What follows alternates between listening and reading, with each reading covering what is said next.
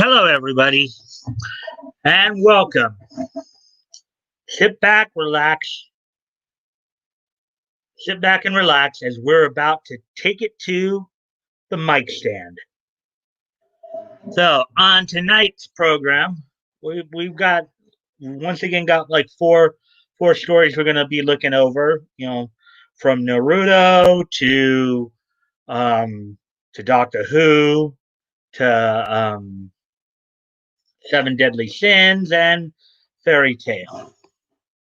So, without no further ado, let's go ahead and get started.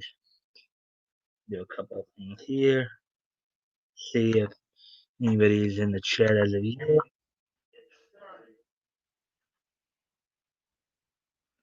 It doesn't look like anybody's in yet, but that's okay because I'm gonna always get started just about on time here and hope that people will come in. So here we go. First off, let me prepare the first story here.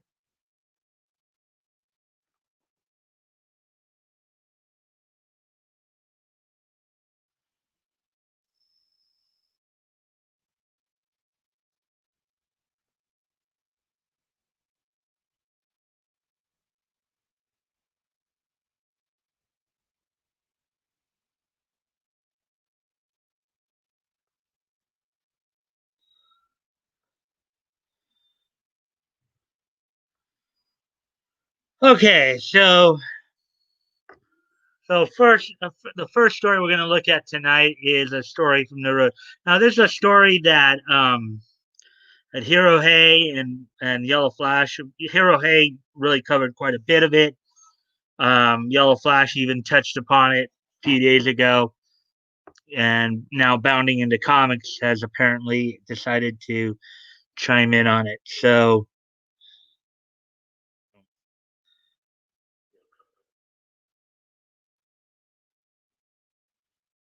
anyways, um, let's go get some of this stuff squared away here. So as we get going here, let's get started then. So Viz announces new Naruto movie box set with thematically questionable Western style box art. Now, basically, as I said, Hero Hay has been covering this. Yellow Flash covered this a little bit as well. Basically, the idea is that apparently Viz Media had commissioned a Western style artist to do a cover uh, box cover art for a steel book that they're that they were working on. So let's get into a little bit more of the details here. Um, Viz Media has announced a new box set release of the first three Naruto movies. With the release, they are also featuring a thematically questionable Western style cover, a departure from the traditional anime style that IPs such as Naruto are known for. Announced on July 31st, the Naruto Triple Feature Collector's Edition Steelbook will include Blu ray copies of the first three films: Ninja Clash in the Land of Snow, Legend of the Stone of Galel, and Guardians of the Crescent Moon Kingdom. Now, of course, there was a lot of clap back on this. There were a lot of fans who were not happy about this. Not because they were not. It wasn't necessarily because they thought that that the it wasn't as much because they it wasn't as much about the artwork itself. It was more about the idea that it just felt out of place. It's like a Western style on an anime cover. That's basically where the big issue is. Here's the Twitter post from Viz in the article here. Cover reveal, believe it. The Naruto Triple Feature Collector's Edition Steelbook Blu-ray with exclusive art by Wilts Portaccio. Um, Releases October 6, 2020. pre-order now. So this, of course, is planning on being released in October. They they showed everybody some of the artwork, um, some of the artwork here going early on here. So as we continue on here, in celebration of this special re-release, Viz Media commissioned seasoned comic book artist and co-founder of Image Comics, Wilsh Portaccio, to provide the cover art for the collection. Portaccio is also known for his work on Uncanny X-Men, Iron Man, and Superman Batman. The box art depicts a battle between the main cast of the first film, Ninja Clash in the Land of Snow, with a more Western art style. Now, here's the thing that I think here's the thing that a lot of people are very critical of is that okay, this is an anime film. Okay, both Japanese and Western fans acknowledge this as anime. And the thing is that they want to see anime artwork, not Western style. Now, maybe there were some geniuses up top who thought, "Oh yeah, we'll have this Western artist come in and do the cover art, and we'll attract more Western fans." Maybe that's what they were thinking, but that's not always the case. As the saying goes, you got to bring what brought you to the dance in the first. You got to continue what brought you to the dance in the first place. Western fans like anime. They like the art style of anime. They like the story development. So this is another example where maybe trying to put the Western spin on something just may not work. Because I already heard that when Yellow Flash was talking about this, he admitted, yeah, this is one of the series he likes. He likes steel books, but he may not buy this. Maybe there may be a few people out there who may not buy it because of this, because they're because they decided to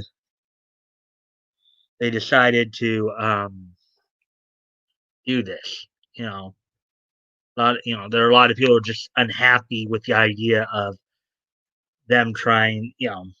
I mean, now I'll read off some of the comments that people have shared here um, as we move on. But however, after Viz announced the collection, many fans expressed their confusion over the company's choice of cover art, with many unhappy with how the commission came out, which is basically what I was saying. On Twitter, a few argued that Portaccio's piece was of poor quality. Many would go on to point out that the comic book style artwork clashed with the anime aesthetics of the franchise. It's basically what I was kind of getting at. That this combination didn't go well together. One user wrote, "This is like one of those bad video game cover arts from like the SNES era where they drew the cartoony characters hyper realistic." Okay. Um, Luminous Epoch um, stated, "Well, let's be real. No one is bashing the cover because it's quote unquote bad, but because it's the absolute opposite of Naruto's aesthetic or any anime, which is I when I was reading this article earlier. That's a common theme here. It's the fact using a comic book style art for an anime cover doesn't just doesn't fit. It just doesn't fit with the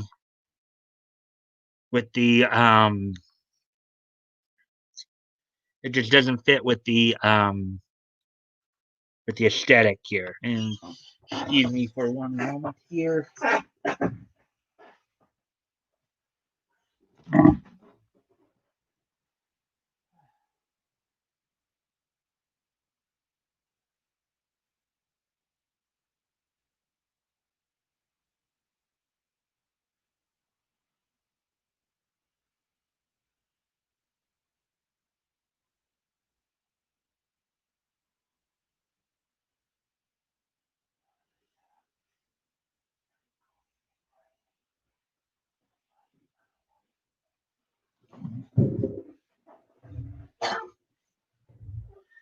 Okay.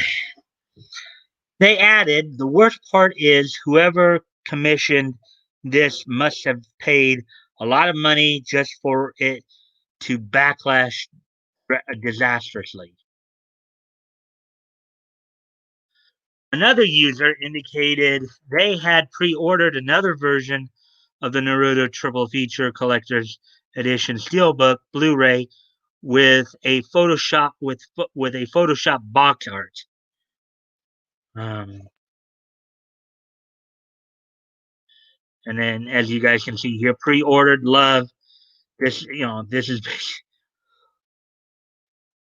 albeit I don't know if this is a different translation because it looks like they're spelling the term Naruto wrong there, but that's another thing for another day.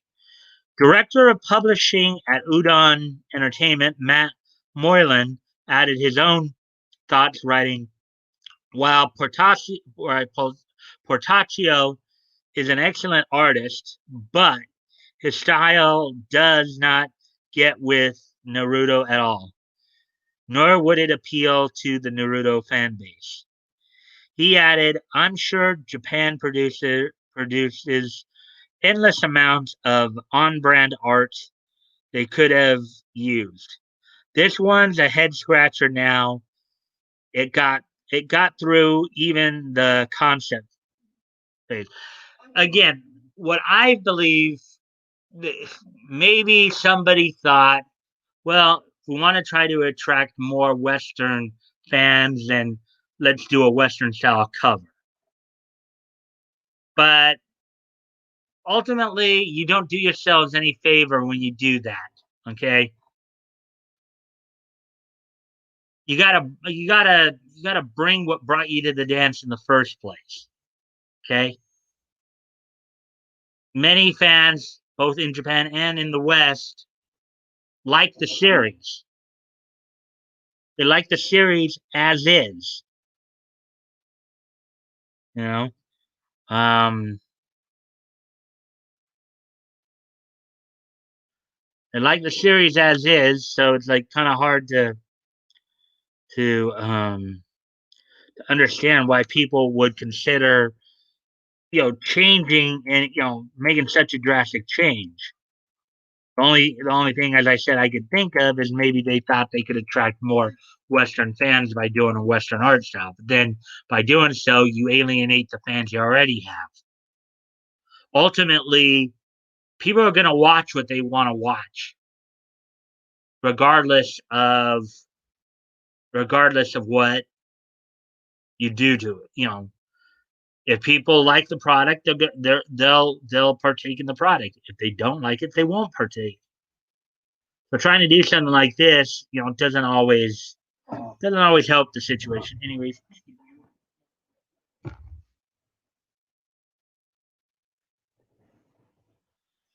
okay, I'm back.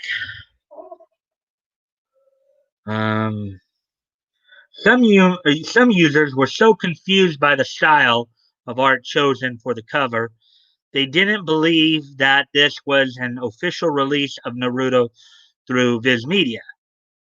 Mohammed Bahareth stated, "This artwork is not Naruto. This is not his face. Are you sure this is a legitimate release?" You know, as I said, got to bring what brought you to the dance. Um,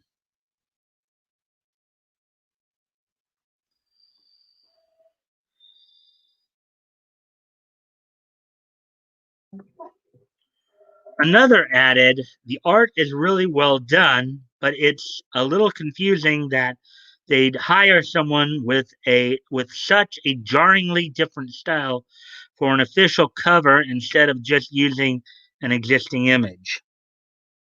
This was, of course, stated by Logan Luck Labs on Twitter. You know, looking to roll with the punches, Viz Media playfully acknowledged this backlash by jokingly tweeting a picture of the cover art superimposed over a blank T-shirt and asking, "Should we make this a T-shirt?" Yeah, I remember um, Hiro Hay had some interesting commentary on that. He thought that they were being a little vacant in the head, as it were, like clueless as to what fans they were wanting. It's like, oh, okay, I guess the best word for it would be oblivious. It appears the company is painfully aware that users aren't very happy with the cover.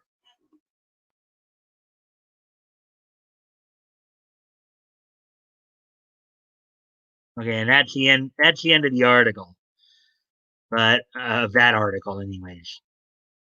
So basically, this is coming down to. The whole situation around this box art was it just felt out of place for the material. It just felt out of place for the material here, and a lot of people just you know a lot of people just were not happy with it. Let's see. So, uh, okay, so continuing on then. Let's see now.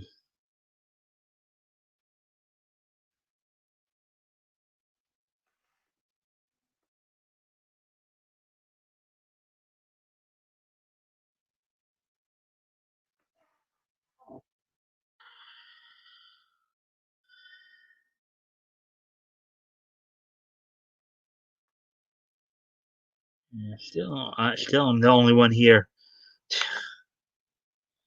Kind of sucks that I don't have anybody to go back and forth with on it.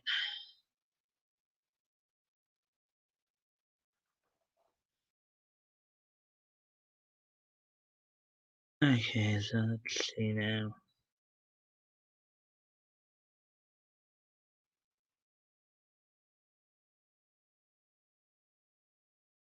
Yes, I guess Gelf and I guess the guys are getting off work a little late tonight. I guess.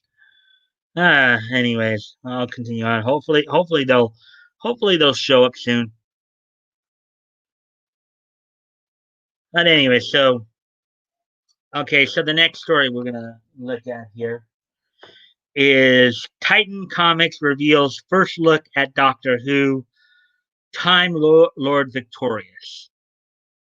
Now, when I was reading this earlier, they were talking about it being like, I guess, a multi-platform release. So let's take a look at what they're talking about here. Titan Comics revealed a first look at their upcoming Doctor Who Time Lord Victorious story. The story is written by Jody Hauser with art by Roberta Ingranata and is one of two oversized issues that kicks off the BBC's multi platform Doctor Who story, Time Lord Victorious.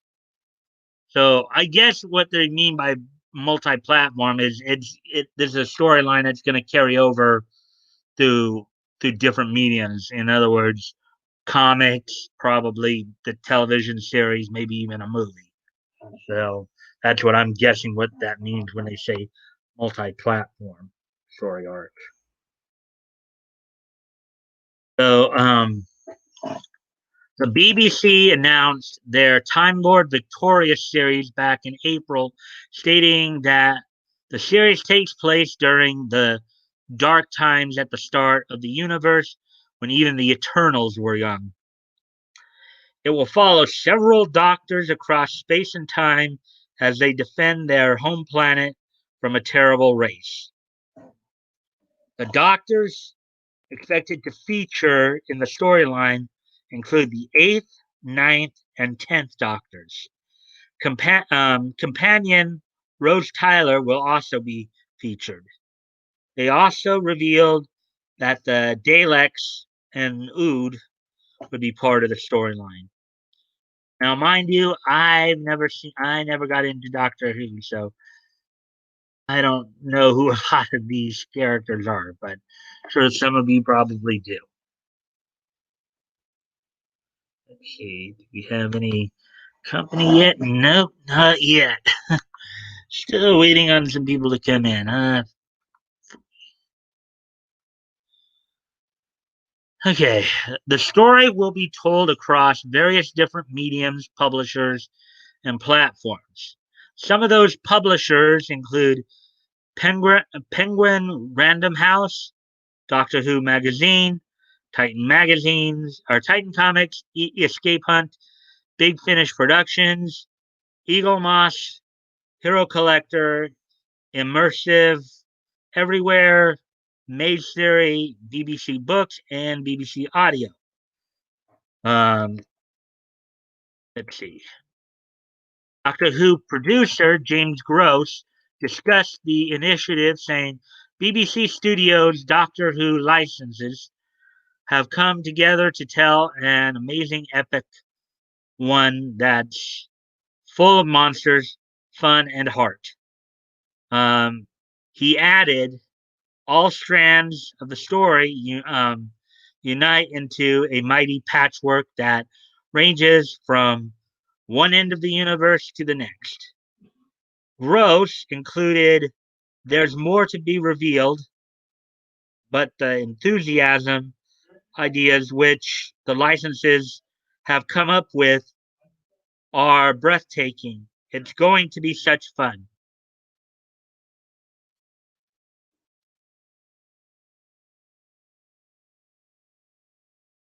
The first comic from Titan Comics sees the 10th Doctor face off against the Daleks. Here's the official description. A thrilling new adventure for the 10th Doctor is played by fan favorite David Tennant that sees the shocking return of his deadliest enemies, the Daleks. But things aren't what they seem. Time is all wrong, and something is coming that terrifies even the Daleks. The first of two oversized issues kicking off the BBC's highly anticipated multi platform Doctor Who epic, Time Lord Victorious.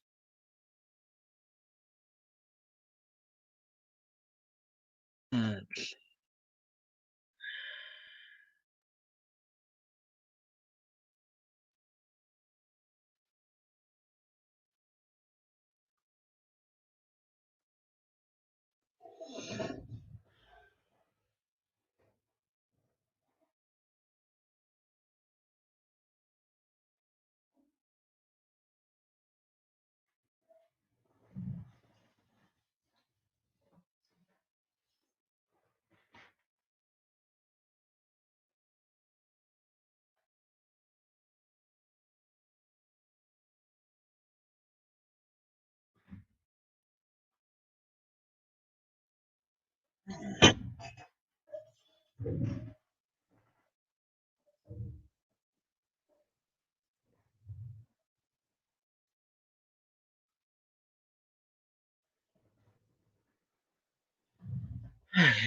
so the first issue features a main cover by Lee Binding. It will also feature variant covers from Priscilla uh, Petrates, Andy Tong, and Henry Praseta.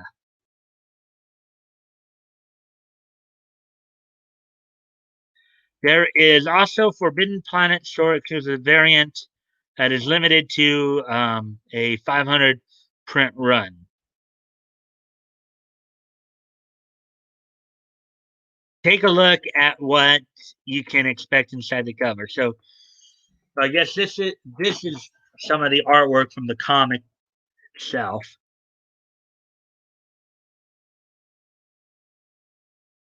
So yeah, some interesting artwork there. Obviously,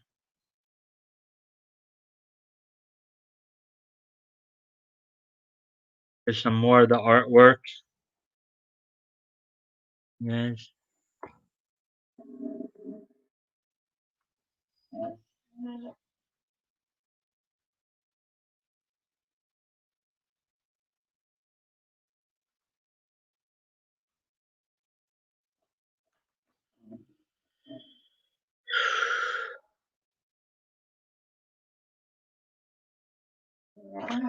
Doctor Who Time Lord Victorious will be available to purchase on September 2nd, 2020. It will be 48 pages in length and will cost $5.99. That's the end of the art. Here they ask, of course, what do you make of this first look at Doctor Who Time Lord Victorious? Do you plan on picking it up? So, actually, that is kind of a good thing about this thing. They actually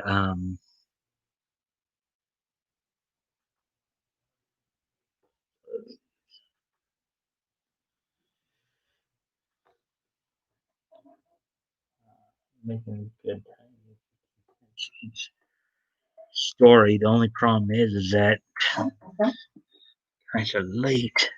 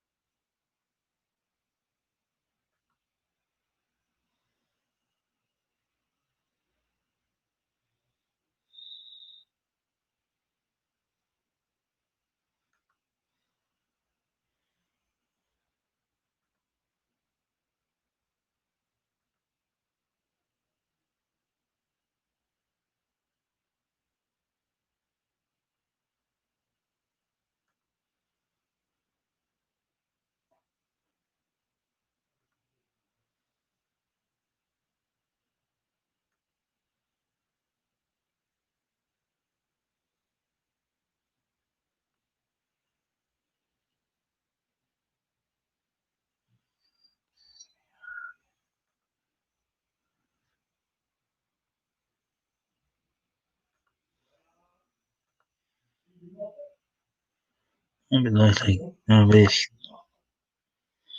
All right, well, we'll continue on with the stream. Okay, so artist Tiger Sasha shares enticing pinup of the Seven Deadly Sins Merlin. And as I recall, I think this is a anime manga series that this is based on. So artist Tiger Sasha recently shared multiple pinups of the Seven Deadly Sins Merlin. Merlin is the boar sin of gluttony and regarded as the greatest mage in Britannia. She wields her sacred treasure, the Morning Star Alden, a floating orb she can summon at will. She first appeared cloaked, standing next to Arthur in the manga in chapter 62, and would make her full debut in some of the artwork involved here. In the anime, she appeared in a cameo in episode 2 and would make her full appearance uncloaked in episode 20. 10 years before Meliodas defeats Hendrickson, she wore a full suit of armor with a helmet that resembles a horned beetle. as part of the seven deadly sins. As you can see below, her helmet has a rod protruding from it that leads into a set of wings. She was purplish. She has purplish white gloves and long flowing navy and a long flowing navy dress with dark blue bodice. Yes, this is what they're saying she wearing there. However, during Meliodas' quest to reunite the seven deadly sins and subsequently do battle with Hendrickson and his holy knights, Merlin's costume is quite different.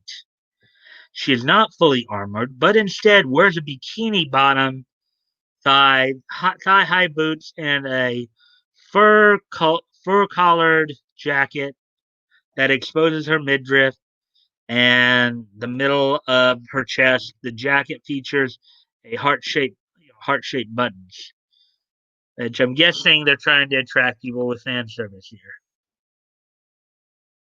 As here, the seven deadly sins, bore, sin of gluttony.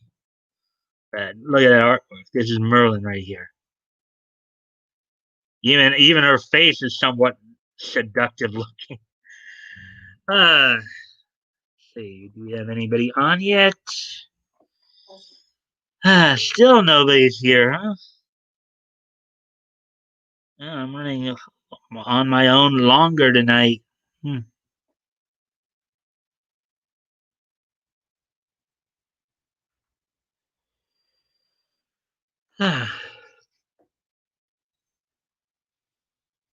Merlin is one of the founding members of the Seven Deadly Sins, guided Meliodas in recruiting the rest of the team following a vision from King Bartra.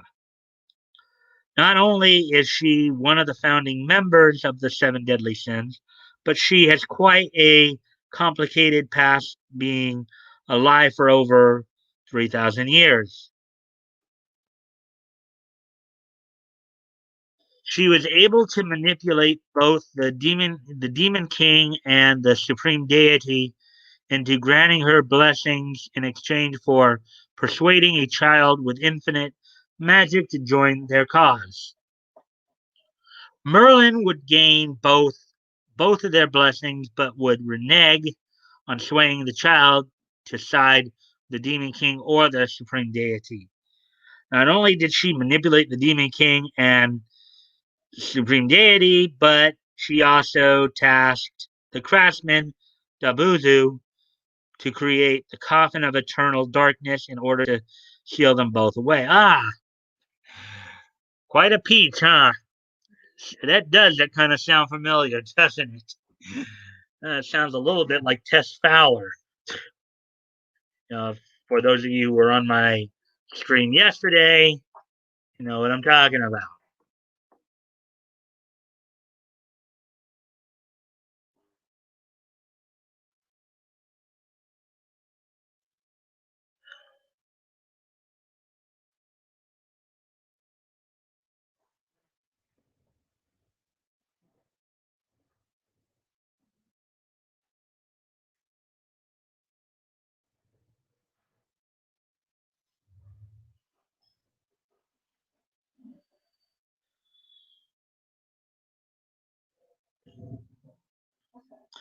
As with the rest of the seven deadly sins, Merlin would be separated from Meliodas after he ordered them to disperse following an ambush by the the lioness holy knights.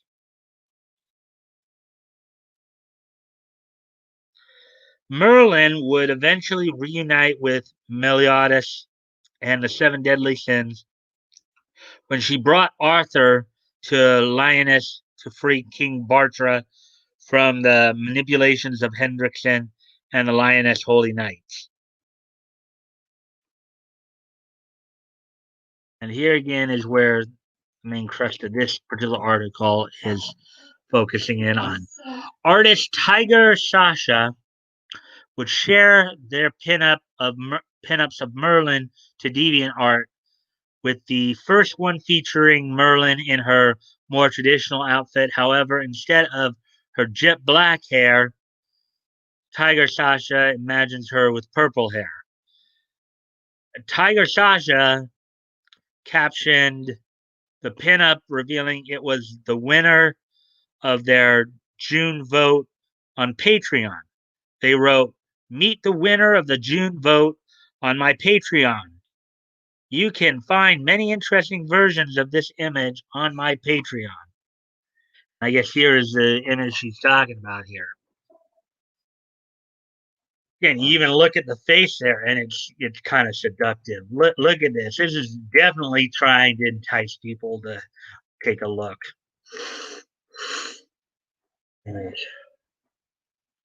Tiger Sasha would showcase one of those variants. This one shows Merlin in even less clothes, featuring her in a white lingerie getup, but in the same pose as the first one. Look at this.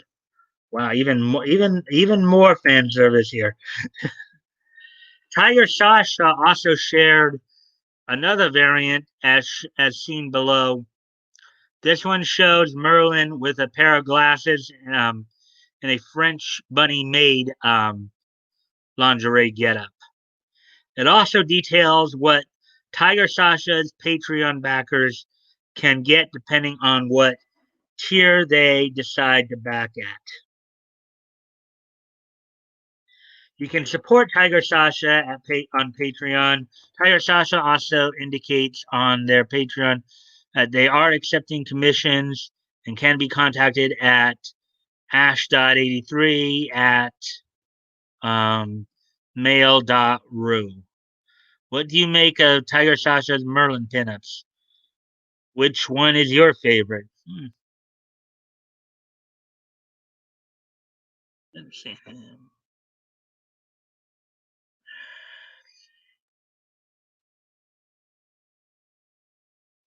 Oh, wow. Somebody else just came in. Hooray.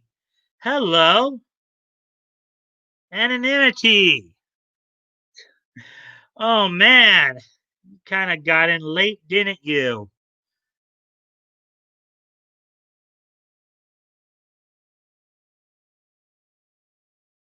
I just got home, going to make a quick bite to eat. Yeah, the thing is, you missed already.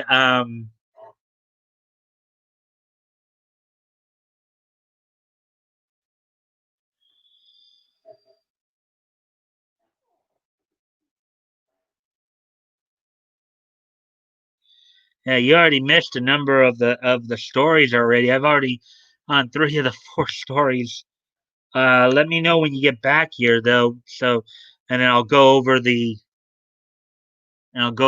kind of a quick recap of what I've covered so far. Merlin, yeah, Merlin. That's yeah.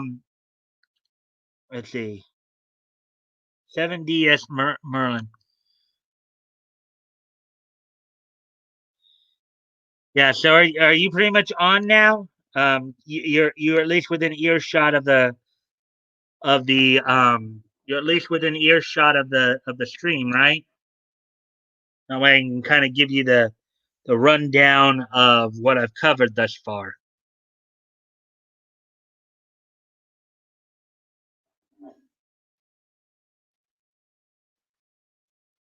Yeah. Okay. Okay. So here's where we at. I plan on covering four stories tonight.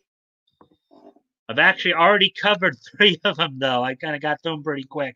So the first story I covered was the Naruto one, the one that Hirohei was covering, that Yellow Flash touched upon about the cover art that was commissioned to be done by will say Portaccio, and kind of the backlash they got from that. I covered that as the first story I covered, and then I covered a Doctor Who release. That was the second story I covered. Basically, how BBC had announced across a multi-platform system they're planning on releasing the Doctor Who Time Lords victorious um, Time Lords victorious story arc. Let's see what you say. And thank you for liking my stream, by the way. Let's see.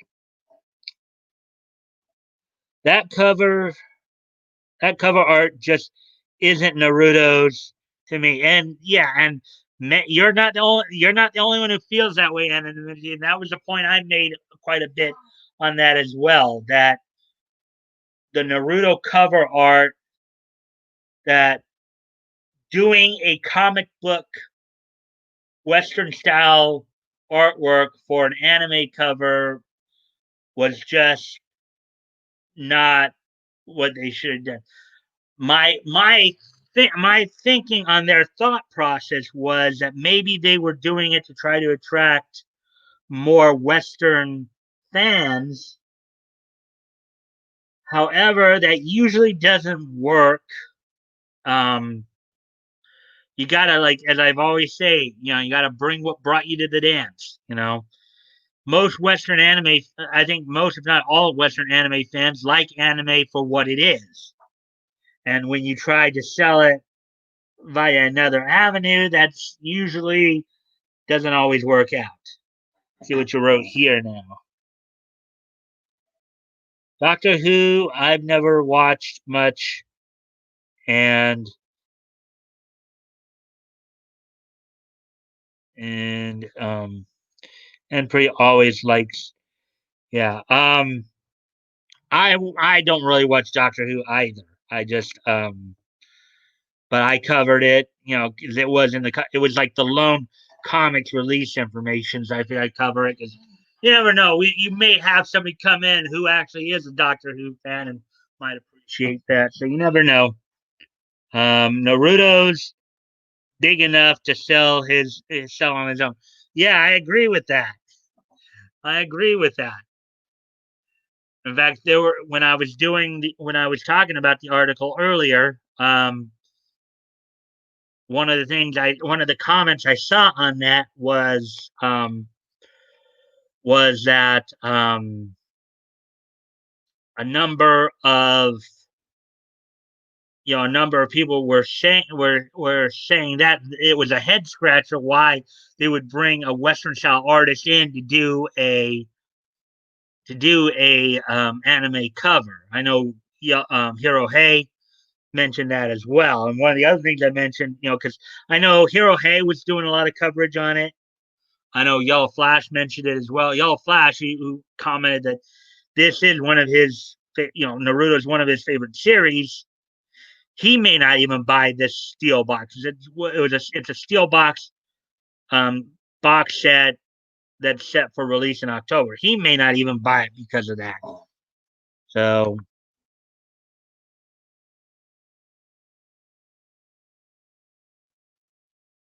yeah. So excuse me one more time. One more.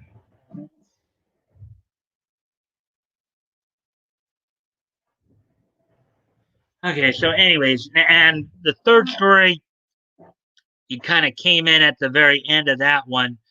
I was talking about Tiger Sasha's artwork for Seven Deadly Sins, I guess manga, I believe.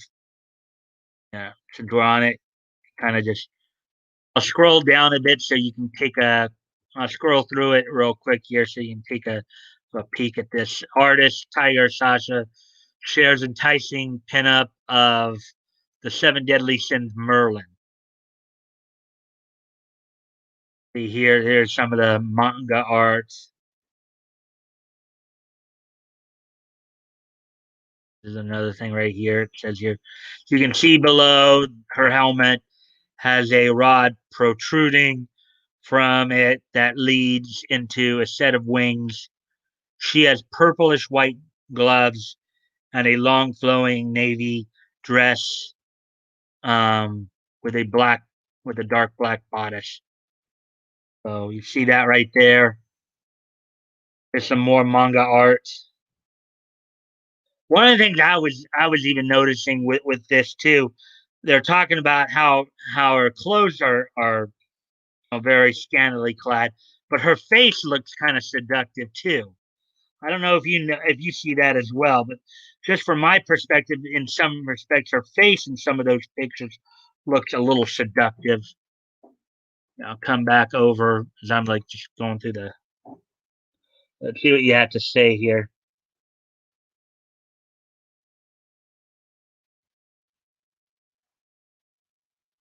I won't. Um, I won't be that steel box. That steel box is terrible, but it might become one of those super rare pieces. Let's see. That's her armor. The seven deadly sins only wore their armor a lot back in the war. Well, that would, I guess, make sense, wouldn't it? And then she's the sin of lust, but her lust is knowledge. Actually, according to the article here, they were saying that she actually represents the sin of gluttony. They're saying that she's bored the gluttony. So, according to this article, anyways, that I was reading here. Here's some more big. This is a variant cover art with like white lingerie, like either white lingerie, white bra, and panties. Very very scantily clad there.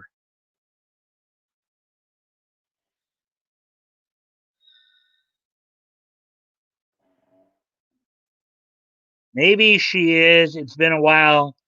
I thought she was like, yeah. Well, I could see how you could assume she's lust because you look at her and she's very scantily clad. Even her face looks seductive.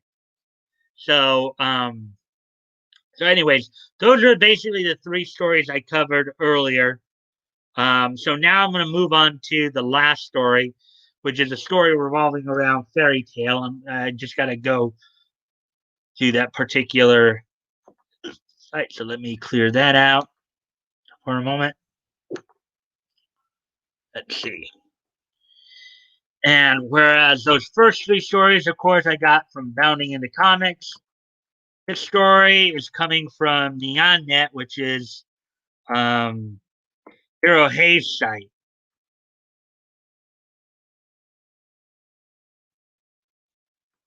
So I'll have this ready for you in a moment. We'll read through this and we can talk about this. Let's see.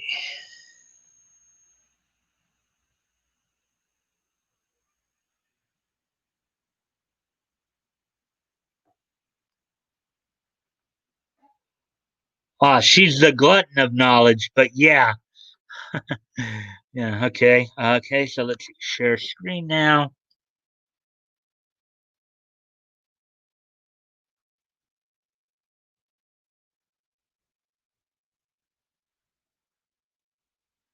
Okay, so and I guess I'll need to make this a little larger so it's a little easier to read there. So this story, of course, I caught from Hero Hayes' site NeonNet. Fairy Tale RPG gets harmless panty shot animation censored.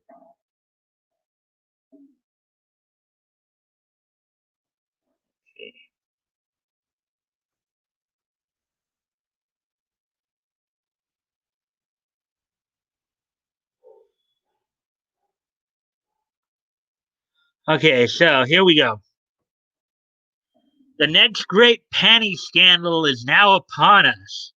If you are a fan of fairy tale or anime in general, you are no doubt aware that Koei Tecmo, um, alongside game developer Gus Studios, was working on a much highly anticipated Fairy Tale RPG for the console generation. After having gone through multiple days, it was eventually released on July 31st, 2020.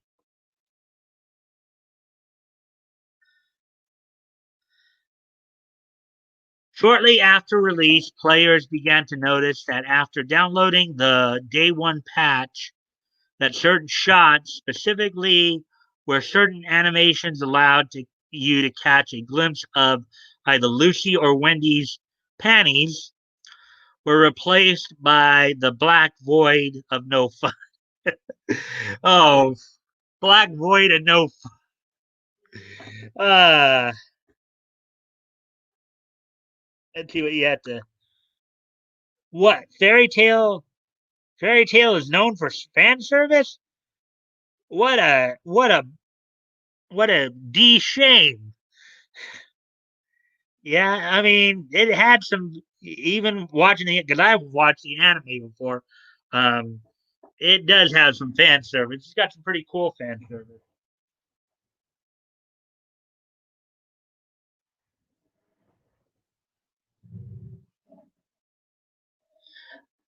So continuing on, then. Um, let's see now. Let's see. Okay. This patch was applied across all systems, so not even the mostly censorship free Nintendo Switch was not spared this tragic fate. Now, they do have a spoiler here, but I'm not going to play it. Not that I'm worried as much about copyright because I'm not even monetized, but still, But here, um, and we're going to get into some SJW NPC Puritan bashing here. So some argue that this was allegedly built into the base game and that everyone else is a creep for making this an issue. Even if true, many are considering this false advertising since it was uncensored in the promotional material. And there is some like stuff here. Let's see. I got a copy from Koei Tecmo on Wednesday and streamed it a day before the patch came out. The censoring is in the base version of the game, where an image and a timestamp for proof. At the 44-minute mark, yeah, some of these are a little bit hard to read here, even though I like. But anyways,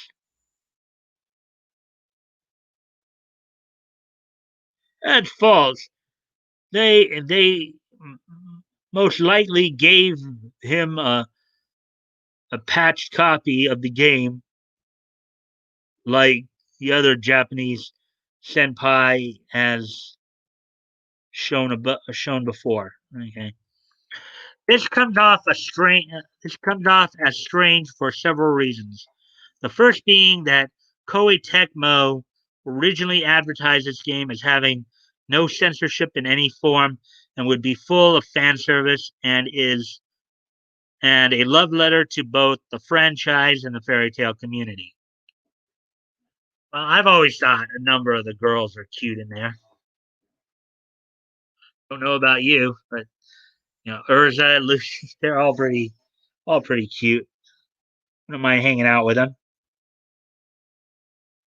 Looks like it ended up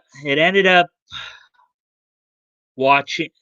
See, I've ended up watching the whole series, the movies um and OVAs, um and OVAs have fan service turned up to the max. Yeah, in fact, I remember. Okay, so you've seen the series, so I can probably mention this. I remember during the Tartarus arc, I believe, where you do have that scene in there with Lucy. You know, her hands are tied up like this, and her feet are basically in the stocks, and the guy's going to incorporate tickle torture on her by making her feet appealing to a goat to lick her feet off. So don't know if you remember that scene, but um, not. And yeah, I figured that's what you meant. OVAs. Um, the same people that have a problem are the people that praise Tilo Abbey. Oh, are you talking about from Last of Us? Praise the Last of Us Abby scene. Yeah, I've heard about that. Um, is there a chance what happened? Oh, I wonder.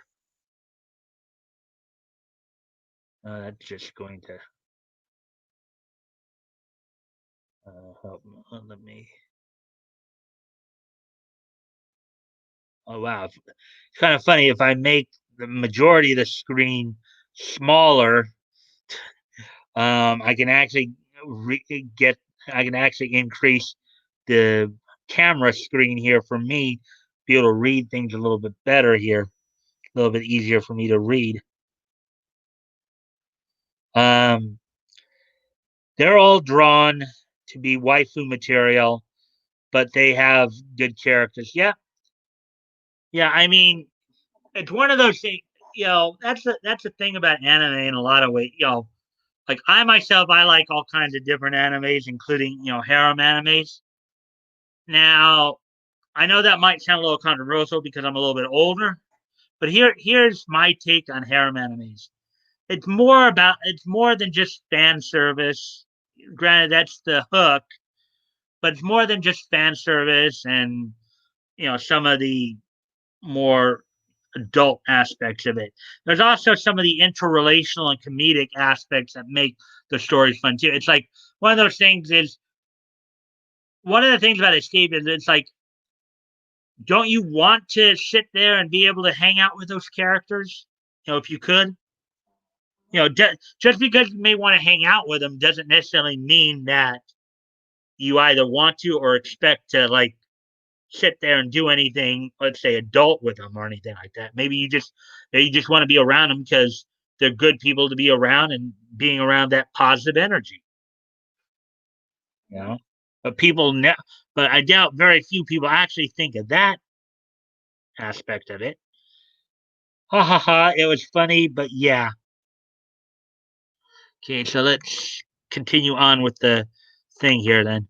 Um, Also, the only item to be censored was the panties themselves. Despite this minor censorship, the game is still filled with costumes and outfits that show off each character's well endowed features. See right there, and there, and there. Some players even commented that the character's breasts in the game are even larger than they were in the anime or manga. And you see a whole bunch of comments here. I'm not even going to try to read them because they're too small for me to see. Right here. What boggles my mind the most is that Koei Tecmo has decided that censoring panties of all things is more important than fixing their buggy game.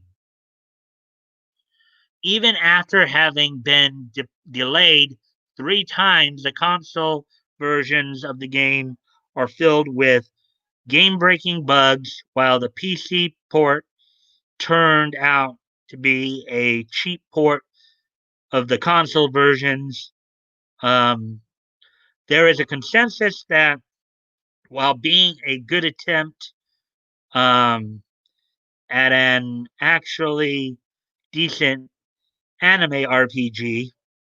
Um, the overall game feels rushed and needs more polish. Um, just goes to show you where the company's priorities are at this moment. Let's see what you have to say here. If it's good, it's good. Um,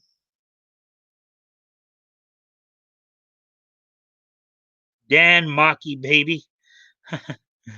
Yeah. I don't think Jamie Markey said anything about it. That's where you're going with that. But excuse me, just one moment here.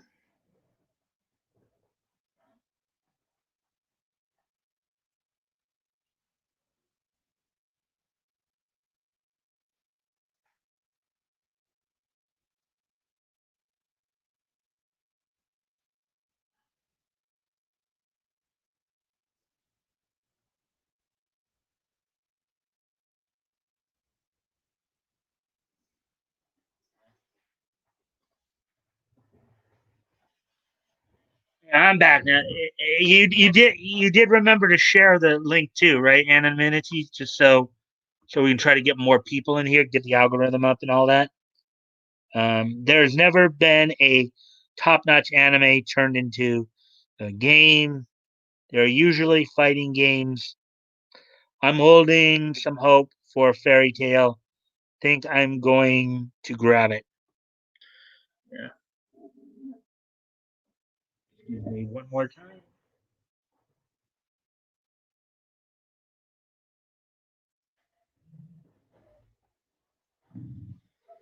Okay, sorry about that. I've always.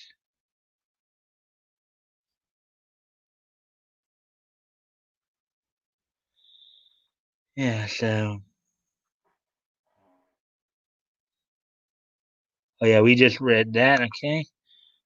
Oh, yeah, I usually been holding on to that stuff. But anyway, so to move on a bit there, then. Okay, so. Oh, yeah, here are some of the things that were said here. I am having fun with it, but I can't ignore the fact that a lot of things in the game is just straight laziness. Straight laziness. Character portraits and cutscenes are stagnant. Lucy be crying about her dead father, and you see her just grinning away. They did not even bother giving some characters models. Characters like Romeo and Macau seem to speak from some divine realm, like they are a narrator or something.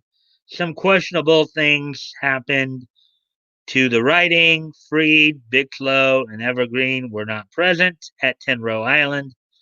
Natsu was not present when Lucy found out about her father, but Natsu, someone learned about it. Somewhat, I guess, somewhat learned about it on his way to find Lucy. There are some real bad textures out of place in some areas, mainly rocks. It was jarring to see the difference in quality in the rocks near the guild and the grass beneath it. PC port is awful, which was previously said. The translation is bad. For example, Kana is called Kana, Kanna, as opposed to Cana. I I feces you not.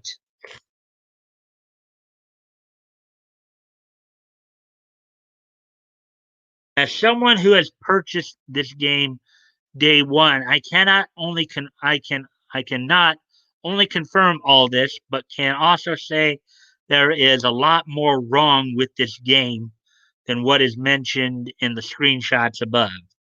After doing some research, the conclusion that I have come to is that there is a high probability this was due to to the morality police complaining to the company that they were exploiting underage girls. Lucy and Wendy, using the ye old argument of she is only X years old, therefore she is a minor.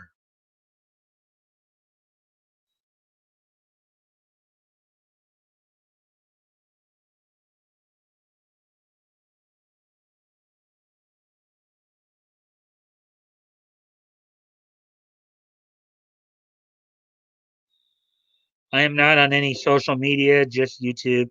And I sometimes get on Twitch to watch Ricada a lot. Okay, I understand. When they're on there, ha ha ha.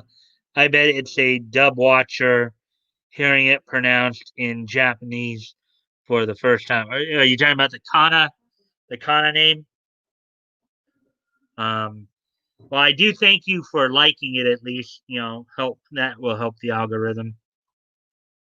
That at least helps the algorithm. Yeah, but based on just what I just read there, um, got some more interesting comments on that. Uh,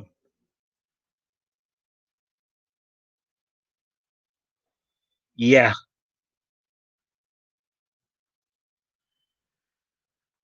Okay. Now on this, well, one of the big points that some of the people who were kind of clapping back on some of these people on his argument is that these were fictional characters. That's been one of the arguments. But also, well, yeah, let's read through some of these just so. According to Flamo AZE89, also, it's ridiculous to try and equate people upset over the developers misleading them to pedophiles or pedophiles. Um, that's a stretch and a half. Lucy is pretty much 18 for the vast majority of the game. Yeah, in the series, Lucy was throughout the series. Lucy was like 17, 18 years old. And that's one of the big issues I have with some of this morality policing too, is that they act like 18 is this magical number. It's like a lot of times when you get into these discussions, people often will get confused between the legality of an issue and the morality of an issue. And they treat 18 like it's this magical number um, as to whether or not, because it's like, okay, I think most people would agree. Most people would agree that anybody under the age of 15 is and should be um, off limits. Shouldn't be even remotely thinking about any kind of like romantic relationship with anybody under the age of 15 at the youngest. Now, the reason I say that, of course, is because we often talk about when we get into these discussions, we have again we get kind of crossed up between the legality and morality of this. And let me see what you say here. In Japan, isn't the age of consent like 70? I've seen a number of different things. I saw it a few years now. Some people said it probably has changed, but a few years ago when I looked it up, it was as young as 15. The age of consent in Japan was as young, and there are parts of the world where I think it still is as young as 15. Even here in the United States, yes, federally the age of consent is 18, but state by state it varies. 31 states and the District of Columbia, the age of consent 16. In 7 states, the age of consent 17, and only in 12 states or a quarter of our country, the age of consent is 18. And up in Canada, I think it's 16. I think in fact, I do remember even SG Sammy mentioning this on one of his live streams that over in, or one of his videos, over in the UK, it's actually 16, age of consent. But even in the states here, you know, with the states that have it at 16, 17, there are certain exceptions to it. There's what you might call a power of authority exception, in which it's like, yeah, they do have the legal right to give consent. However, there are certain people who would be considered in authority over them that they still don't have the legal right to, like, let's say like a teacher or a clergyman or something like that. So that's how I've read into it. But I know you kind of see. Okay, we already read that. We already read that. Let's see. Yeah, we already read that. Yeah, in Japan isn't he? Yeah, well, okay, so we got most of it. Very true. Yeah. Um, Again, I'd have to look up Japan again, but basically, it could be that maybe they did recently increase the age. I don't know, but when I checked it, like 6 years ago, back in 2014, it was 15, and I think there might be parts of the world where it is still 15. But even in some of those places where it's like 15, 16, 17, there are usually also there are certain like caveats or certain restrictions placed in there. Like a lot of times, like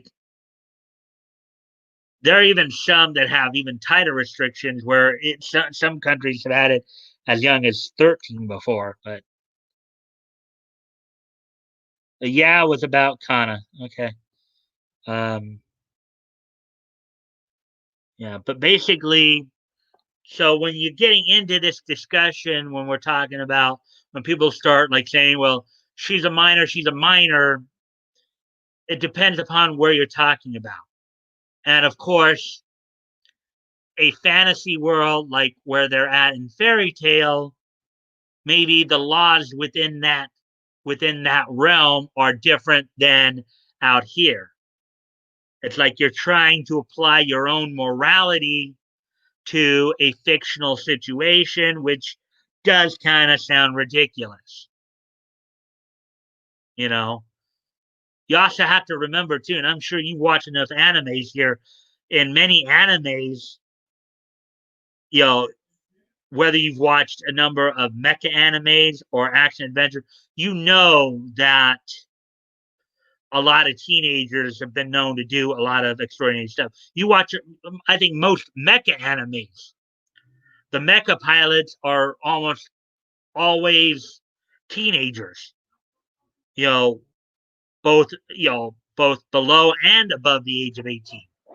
You know, Full Metal Alchemist, for example, Shosuke Sagara, I think, is like 16 years old. I think Kurz might be 17 or 18, and Mao is like 19. So let's see. I mean, you go back to Neon Genesis Evangelion; they're all, I think, like 14 or 15 there. So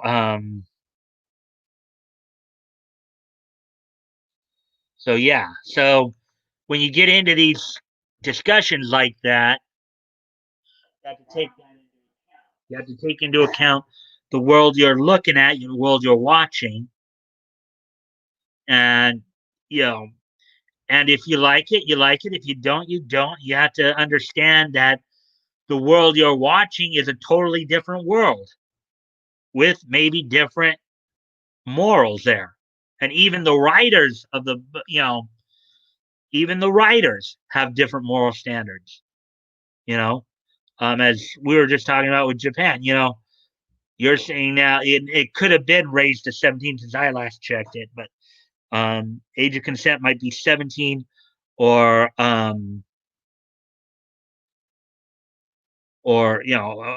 further back it was 15. Actually, when I did do, like, well, let me explain to you a little bit to why I was looking into age of consent a few years ago. This is back in 2014 during a situation with a cosplayer by the name of Millie Makara. She was a cosplayer who was attacked, and during the aftermath, when they were looking into the situation, they discovered that she was involved with a 29-year-old photographer. Everybody started, now she was actually 17, even though a lot of her social media stuff was saying she was 20, but she was actually 17. She was a minor, and of course under the legal age in California where this all happened. But um, you had all this uproar over her being underage, and she was 17. I'm just sitting there thinking to myself, okay, there are some parts of the country where 17 is illegal. California's not one of them, obviously, and there's some that as young as 60. There's parts of the world where 15 is.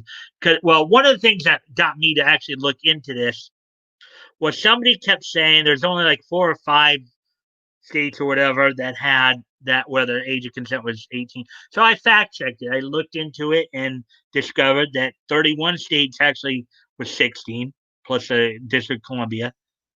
7 were 17, and then 12. So the majority of the states were actually 16. Age of consent was 16. But anyways, let's kind of see. I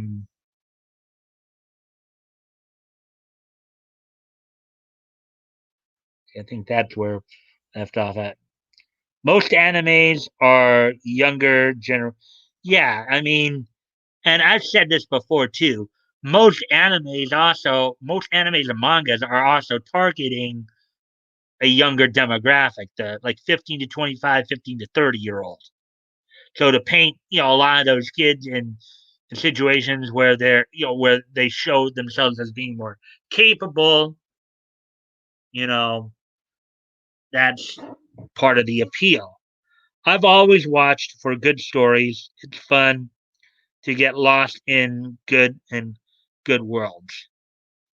Yeah, so you don't get caught up on whether or not a character is underage or whether or not they're acting supposedly, whether or not they're being quote unquote exploited or acting inappropriately or inappropriately. I've always been attracted to the MILF category. Oh yeah, I, yeah, I know there are a lot of guys out there who are like that. Anyways, back to the article now. So here's some of what was going on with some of these. So of course the main thing was Lucy's pretty much 18, the vast majority, and then this is the person's response to that. Technically, all of the 10-row island group is over 18, including Wendy. Well, technically, from a chronological standpoint, true. Okay, and then here's something that they kept. This was in there earlier too. Crimson Gear 80 posted, "Dude, Wendy is like 12. If you want to talk about that, make a new thread. This thread is about the censorship process and not about the personal thoughts or moral code discussions." Um, and then you see the thing right there, and again, and that's another thing about animes too. That's another thing about animes when you think about them too, is that is that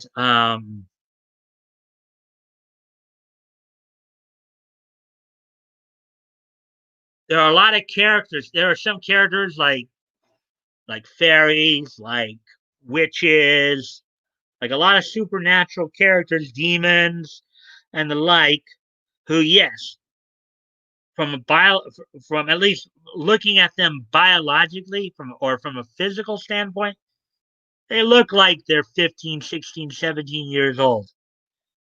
But in actuality, some of those characters are hundreds of years old. Does that mean that um does that mean that, you know, what does that mean then? Does that mean that, oh, they're off limits because they just because they look like they're 15?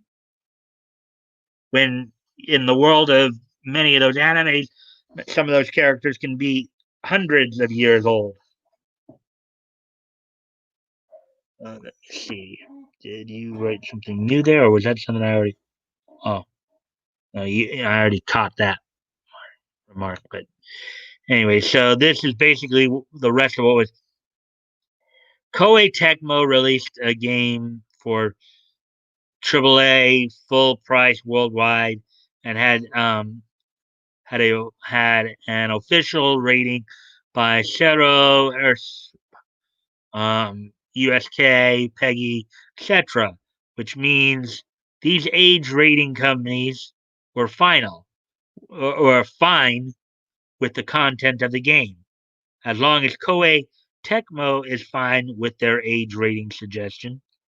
And then Koei Tecmo still censored the game after the fact. Was After the game was already rated.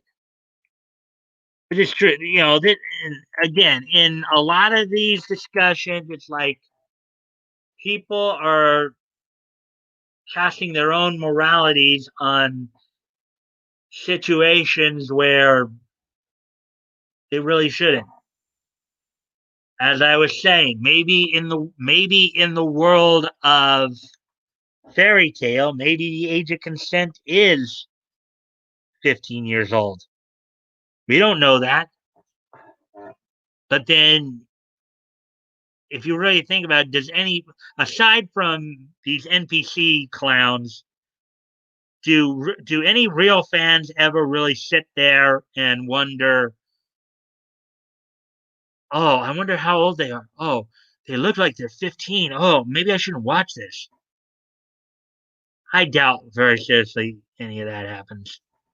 I don't think any. I think fans appreciate it, and as I've also pointed out too, when I've talked about, because I've talked about, like I like for example, harem anime, and stuff, and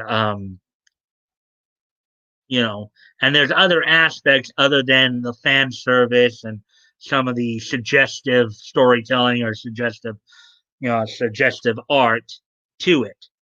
There's certain comedic elements in harem animes, you know, like the proverbial accidentally walking in on somebody in the bathroom scene, which is a classic comedic aspect in many harem animes when you have mixtures of genders living together. There's this. I'm not going to spoil it, but there's this a very interesting scene in Air Gear that I suggest you might want to check out if you want a good laugh. That happened when the main character was in the bath. But once again, I am once again not going to spoil it for you. I would suggest you go check that episode out if you haven't already.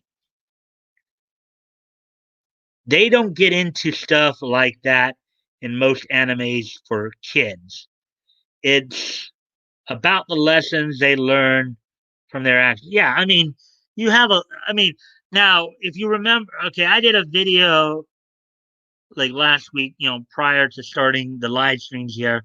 One of the last videos I did for the On the Mic series is Rule 34, which was talking about K.W. Miller and some of his outrageous rants on anime.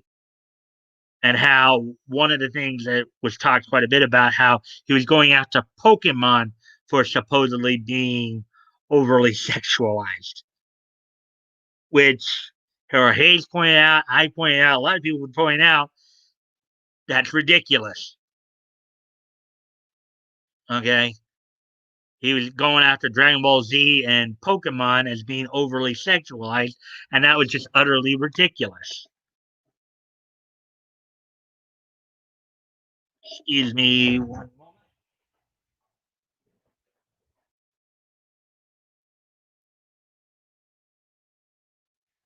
Anyway, I'm going to start this up a bit because we're already coming on the hour and a half mark, and I still want to get to the this day and age history stuff. But um, okay, so this is what one guy said: "Who cares what people think of the characters? It's entirely irrelevant. The only thing that is shady as HE double hockey sticks is continuing to buy games on PlayStation platform, KT would obviously not be censoring their games. They have to deal with the BS too. Don't buy the game if it's censored across all platforms, and buy it on the platforms it is uncensored. If you truly care about upskirt and penny shots, this is your only move, which is true. You are far worse than any of the people complaining if you are still buying the PlayStation this long after they started censoring, which is a very good point. I mean, if you're not cool with the censorship, you don't have to put up with censorship. You can find another platform, another avenue to engage in the game that's where you can engage it uncensored if that's what you want to do. So that's I know Tug and Yellow Flash really hammer that point home a lot.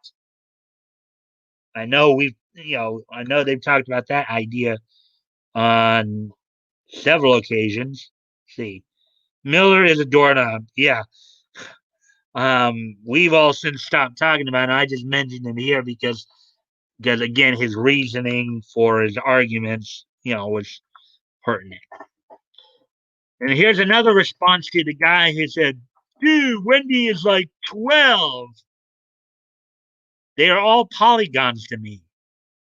It's kind of worrying that you look at those polygons. Oh, it's kind of worrying that you look at those polygons and then imagine them as 12-year-old, though I am no expert, but I am sure there is help for people who can't tell the difference between reality and fiction." That's true. It's like these people are sitting there projecting, it seems like.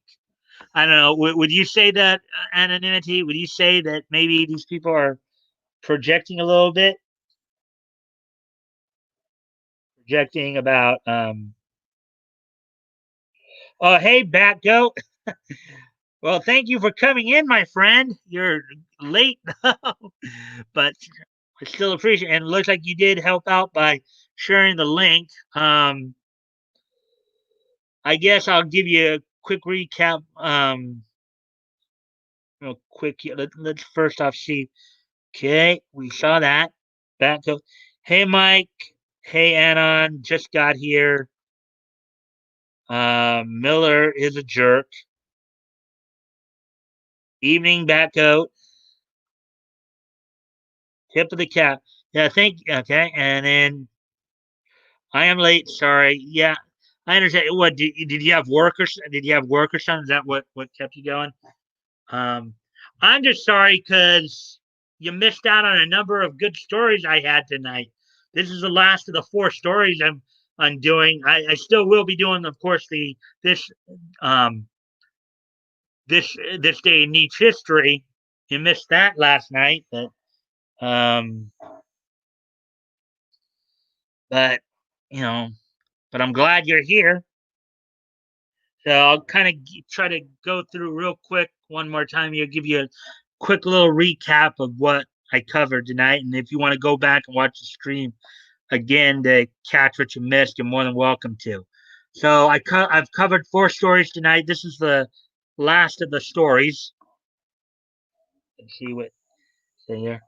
No, no, I'm retired. Was playing disc golf. Then went to my local brewery. You laugh out loud. Uh, what happened to you last night then if you're not working? Because Gelf was here last night. Had Gelf here last night. Yeah. So let me also just kind of get you. So we covered four stories tonight. The first one was the Naruto series about the cover art for the steel box. That let's see, nice. Haven't done that in a while. Um, yeah. So so we covered that and covered some of the backlash. I know Hero Hay was has been covering that quite a bit. Yellow Flash did a story on it as well, but we talked a bit. I talked. That's the first story I talked about, in which in which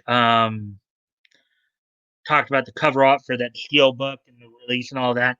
We then talked about a Doctor Who release coming out in October, um, a multi-platform release, the Time Lord's Victorious story arc. I guess their BBC is planning a multi-platform release of a comic, part of the television series, and all that.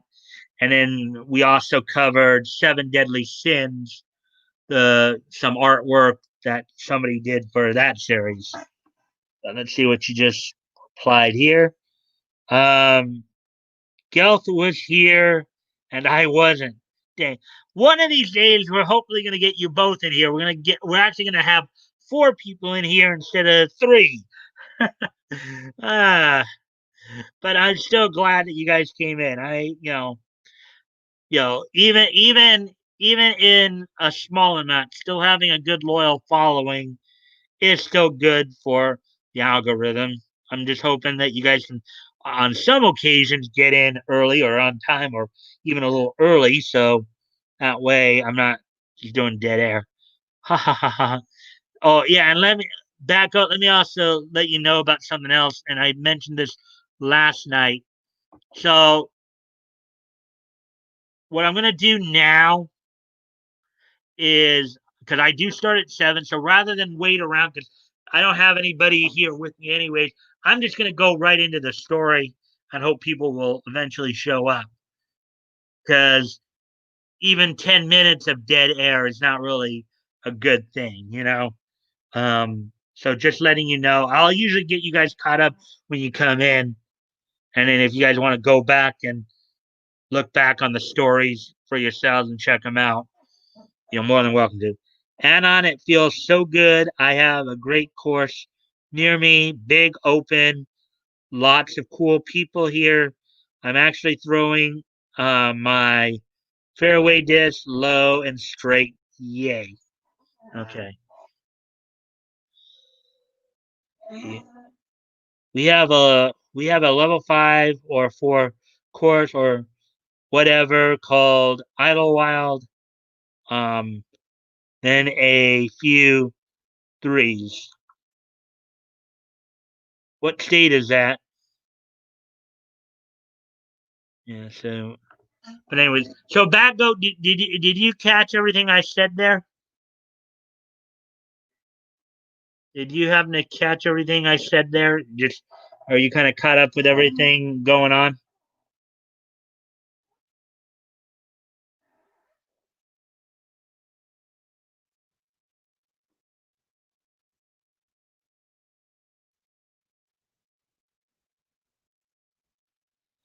Sorry, Mike, we're talking disco. Um, well, I wanted to make sure you were aware of what was going on. That's why. Um, mine always curve hard.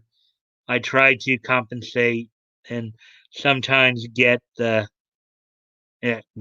curve drive. Kentucky. All right. Well, as I said, if you guys want to, you can always go back and watch the stream again. I did, Mike. I will try my best to get in when streams start. Thank you, Batgoat. I really would appreciate it. It would help have people to talk to and stuff like that, where we're not just doing dead air. So, anyways, so I'll continue on with the current story here. Try to get it done so we can get into the this day in each history. Your favorite part, Batgoat. So let's see. Um, yeah, I read that part already. So here's apparently what Crimson Gear 80 posted. I'm not imagining she is literally 12 years old. That's her age at the start. And then the person replying to that was, that's her age at the start of the series. This game appears 7 years later. And again, as I was mentioning before, too, you know, 7 years passed. Biologically, maybe her body was frozen in time, but chronologically, she's older than 12, 13, 14, 15. Okay. She was in stasis for 7 years, which means her age wasn't affected. She is 13 to 14 by the Alvarez arc and 14 to the 100 years. Now, as I said, biologically, she still is 13 to 15, in the, basically 12 to 15. From a biological perspective, she's 12 to 15. Chronologically, she is older. So, how do you reconcile that? Also, you guys are seriously crying over a small panty shot from Lucy and a little bit of thigh showing from Wendy. That is sad. Just go into their bikini outfits if you care so much about them showing some quote unquote risque skin. Laugh out loud. And then again, in response to Dude, Wendy is like 12. After 10 Row Island, she is legally over 18 due to the 7 year gap. Um, it was even stated in the anime. I don't remember unless those were stated in the books, but um, though really it doesn't matter in the end because she isn't real. Edit one and edit two. I forgot about one particular plot point. So all the dragon slayers would be several hundred years old, but that's delving into a deep spoiler territory. Yes, and that's one of the other points I was mentioning too. Some that you have um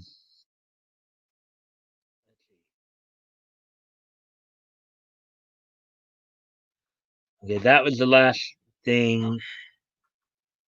Okay. I'm actually playing my Heiser shot to my advantage. Um Not keeping score yet though. Laugh out loud. I do love this day in history. Ha ha ha. Heiser shot. I'm not too familiar with terminology. I'm pretty much a beginner. Garbage, catch me up. What are we talking about? I'm going over a fairy tale RPG. Basically, is what we're talking about. They censored the fairy tale. Okay, thank you, Anonymity, for clearing that up for him. But The Last of Us 2 Abby scene was okay. Anonymity, if you're right-handed, um, and throw the disc further than 100 feet, it's going to bank left. Just physics. Heiser, I don't know why that name though. Let's see. Yeah, I got a good arm to say ha ha ha. Sorry for swearing. No problem. I mean, I know we all swear. Even I swear sometimes, believe it or not. Um, sometimes in the heat of the moment or you're excited, you're not always thinking about what you're saying. So, I mean, it's natural, and of course we know about your naval background too, there, Bat Goat. So we're all aware of, you know, you have quite a history of sailor talk, as it were. So, but yeah, but anonymity already mentioned it. I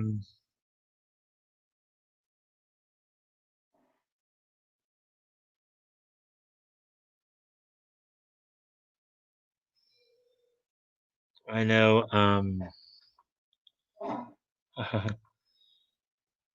But anyway, so back to the fairy tale story. Then here, just with some of these. However, there is no adult Wendy that anyone is a. Well, that's not necessarily true though, because actually in the Edalus world, the Wendy of the Edalus world was actually older. I don't know if you guys remember that part of the story. That was actually a mistake on their part, but um, and of course we got more back and forth here over, oh, Wendy's a minor, we got to censor this because it's like you get you savages are overly hyped over a 12-year-old girl. For shame, dude, for shame. So as of this writing, Koei Tecmo has yet to provide an official statement on the matter. So, oh, this story came from Hero Hayes. This story came from Hero Hayes site. So that's where I got this story from. And the earlier stories I was mentioning, I got from Bounding into Comics. So let's see. We still are making good time. There's still 8:41, so still in that hour and a half to 2 hour range. So that's good. Um, let's see. Let's see. Yep, Navy guy. I do have a potty mouth. Airless arc. Yep. As I mentioned, that's they did actually have Wendy as an adult in that arc. Um, those are people that don't watch the show. Yeah, a lot of the no fun, PC police just want to just garbage on it for everybody. Sounds like people that don't watch the show agreed. I've seen the show. I think it's you in California, Mike. Yes, I'm in California. Hat coat. I am. I sure am in California. Kind of wish I could get out of the state, but I don't have the means to do so at this point in time. I'm on disability, so how that goes. Just give me a quick moment, guys.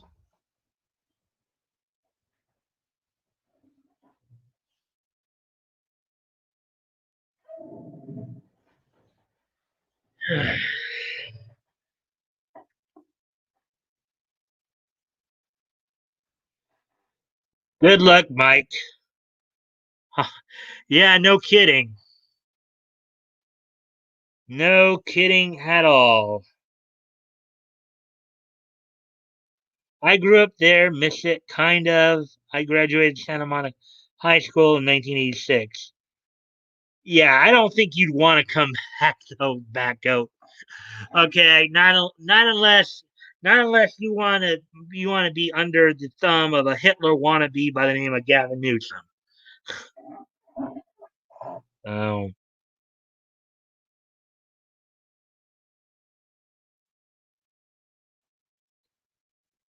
okay, so yeah, we did catch all that. So so Batgoat, how did you guess that I was from California?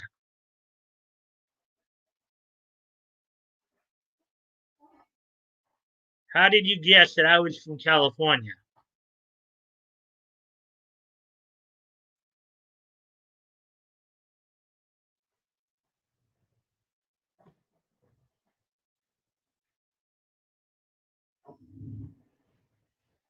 We're gonna see if you'll respond to that.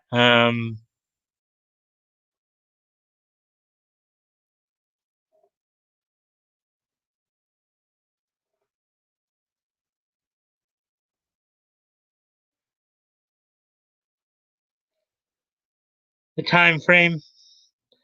Oh, you mean for the stream? Yeah,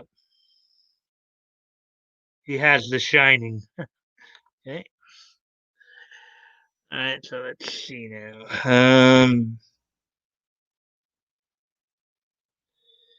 Okay. And they do have a thing up here with direct explanation. So Rakita Law made their announcement they'll be on at 9, of course, but we'll hopefully try to be. So so now I've got through all the main stories here. So now it's time for well, we know it's Batgoat's favorite portion of the show. It's one I like to do as well. I hope anonymity like I hope everybody likes it when they come in for this portion. It is time for this day in niche history. And let me just once again just quickly go over some of these things in case I know which order to put them in. Okay, so let's see what you guys have to say here then. Oh, I do love direct streams. I guess California because of the time difference, and it takes one to know what left. Yeah, I'm sure it does. Yay! Yep. So time for everybody's favorite segment, this day in niche history. So let's today being August the 5th, 2020. Let's look back on this date over over niche history. What has happened on this date in niche history? So the first thing I will talk about, of course, is on this date 60 years ago in 1960, the October edition of Katie Keene from Archie Comics, the 55th issue of Katie Keene was released by Archie Comics on this date in 1960. So 60 years ago today, um, Katie Keene was released on this date by Archie Comics. Ha ha ha ha. Let's rock. Okay, so let's go on to the next thing then. Um, Katie Keene was, of course, a property of Archie Comics, as in Archie, Betty, Veronica, Jughead, all that. So, kind of a slice of life comic from what I've seen. Oh, and let's see. Paco, you said something else here. Wow, never heard of that. Very cool. Yeah, well, that's part of the thing about this day in niche history. Probably a lot of stuff you hadn't heard about before, which makes it interesting and make probably would interest people to go back and take a look. So let's move on to the next piece of history here then.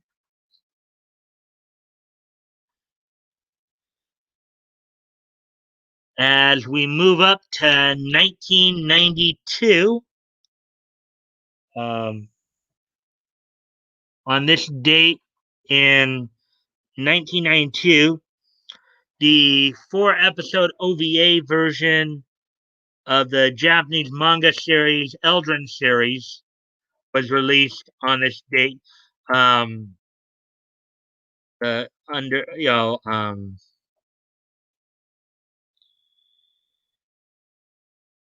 they on this date in 1992, the 4 episode OVA Eldrin series, I think known in English as Matchless Raijin O, was released on this date in 1992, which was 28 years ago. So, talk about going far back, huh?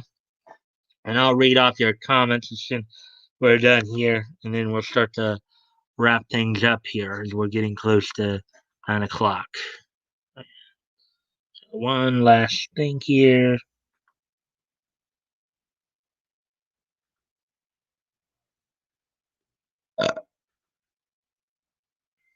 Excuse me there.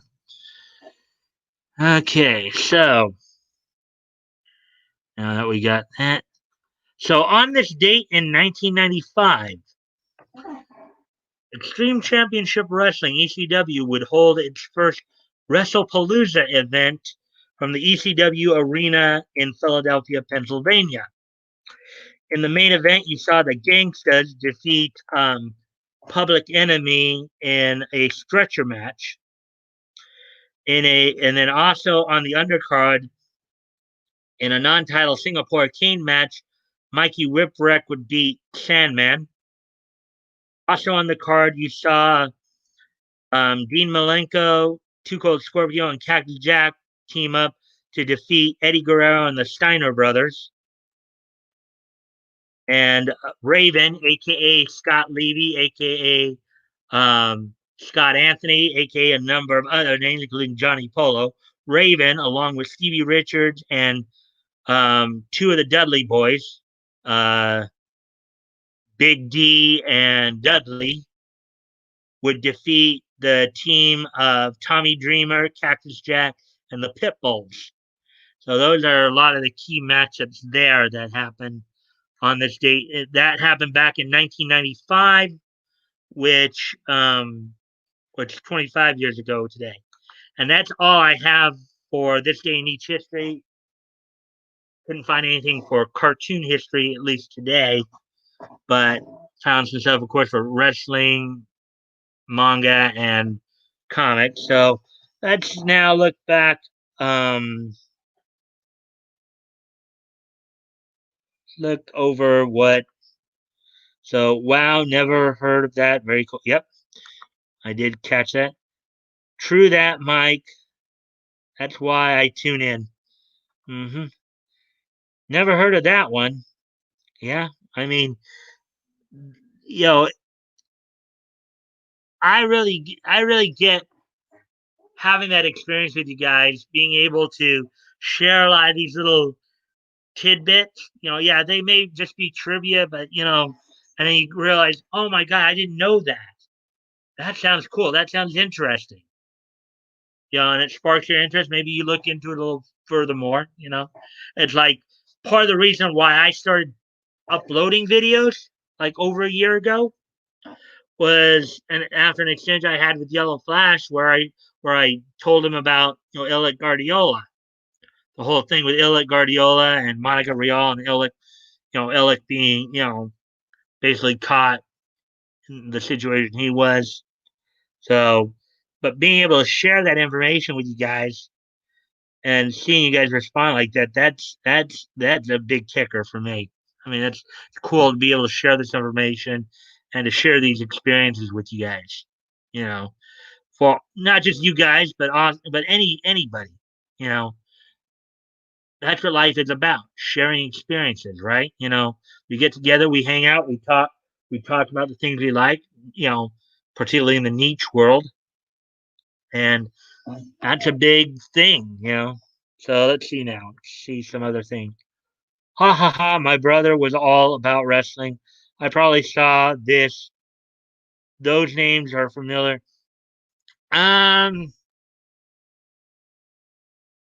I don't know if you would have, unless you lived in that area. Unless you lived in in that area, I doubt it because in 1990, even though ECW was starting to try to go towards a national trying to become like a national promotion, it was still coming into its own then. I mean, they didn't even make their appearance on Raw until I think a year or two later, like 96 or 97, somewhere around there is when they, when you had ECW start to invade Monday Night Raw. So, um, but you probably did hear about ECW because ECW was Extreme Championship. They were a hardcore wrestling federation that ran basically from 1993 to 2001 after parting ways with the National Wrestling Alliance. So, um, let's see. Not a wrestling dude, but I will listen to the trivia about it. Yeah, well, I know. I explained this to Gelf last night too, because he was. I mean, he not only is he not a wrestling dude as you put it, but he is all like, yeah, wrestling's fake, wrestling, and I had to kind of try to correct him on that a little bit. But I know not everybody's going to be a wrestling, but then again, not everybody's a anime fan, not everybody's a cartoon fan, not everybody's um a comic fan, not everybody's a manga fan. But I cover all these are all topics I'm interested in. Now, some people may be only interested in one of the topics. Some may be interested in a combination of the topics, and then there are others who maybe are like me who are interested in all those topics. But that's what makes these experiences great is when we get together and we share these experiences. Okay, we may not always share every experience. Like, okay, that go, Gelf, you guys aren't maybe you guys aren't wrestling fans. That's fine. You guys are anime fans. We can still talk about anime, still talk about cartoons and stuff like that, comics. You know, just because you don't like one thing or one or two things doesn't mean that that's the end all be all anything. I like all those topics. I like talking to people about those topics, and I appreciate you guys coming in to share those experiences with me. So I thank you for that. And I thank you for liking and sharing when you can. Um, I hope I hope at some point you guys can start coming in more at the start or sooner, so that that way you don't miss out as much on what I talk about. But I also do it in such a way to where I leave my streams up, and if you did miss something, you can always go back and watch it at your leisure if you'd like. Ha ha ha. Oh wait. Oh, I guess there's a few more things here. Okay, so let's see what you guys think here. He got PPV tapes that would put out at they would put out after. Yeah, yeah. A lot of indie promotions, and that's what ECW was at the time. A lot of indie promotions did that. They'd make tape, videotapes or DVDs of their shows, and then sell them at future events. That is true. My brother watched WWF, WCW, um, WCW, and even a really lowbrow bad one that I don't remember the name of. Yeah, well, a lot of local shows don't have the same production value as WWF or WCW or what would now be like TNA Impact or All Elite Wrestling. I mean, even I'm not watching the current wrestling stuff right now. I'm more into the more historical stuff. But I'm also working on another feature on my channel called Squared Circle Calendar too. So, see, let's get through some of it. Gelth is Australian. He doesn't get us. Just saying, love Gelth. But yeah, I think we're gonna have some very interesting discussions when the two of you are on at the same time.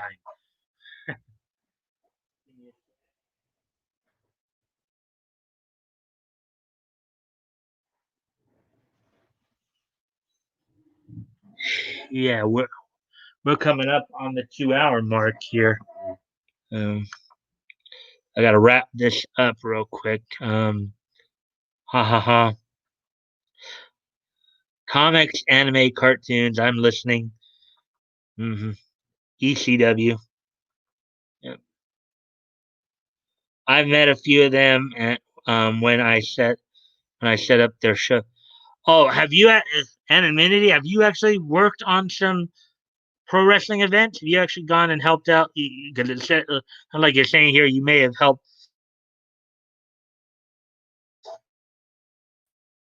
set a ring crew.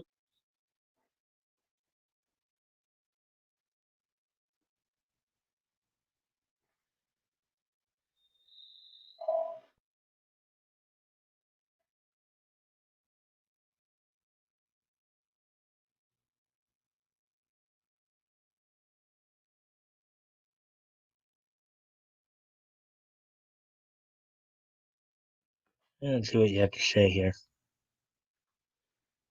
Yeah, I work for last late. Cool. Gonna peace out to see Nick. Much love, Mike. And Anna. Yeah, I know he's on. See you tomorrow. Yeah, I hope to see you tomorrow. I'll make sure to have some good stories ready for you. We set up all concert events and all that. Um, I'll see you over there, Batdo. All right, guys. I know you guys want to get over to Nick's stream, so I'm gonna let you go. I'm gonna end the stream here. Thank you guys for coming in. You guys see the description below. You guys know how I feel about the promotions, about Vic stuff. So I'm just going to let you go here because we are running pretty close to the 2 hour mark. So have a good night, and I hope to see you guys tomorrow. All right. Let's just finish off the quote here. Okay, so we're good to go then. All right, I'll see you guys tomorrow. Thank you for this thing. You're welcome, and thank you for joining me. I'll see you over there back. Okay, and thank you for joining me, Anonymity. Thank you, Batgoat. I'm gonna now end the broadcast. So I hope to see. Hope to see you guys tomorrow night. Good night, and see you tomorrow.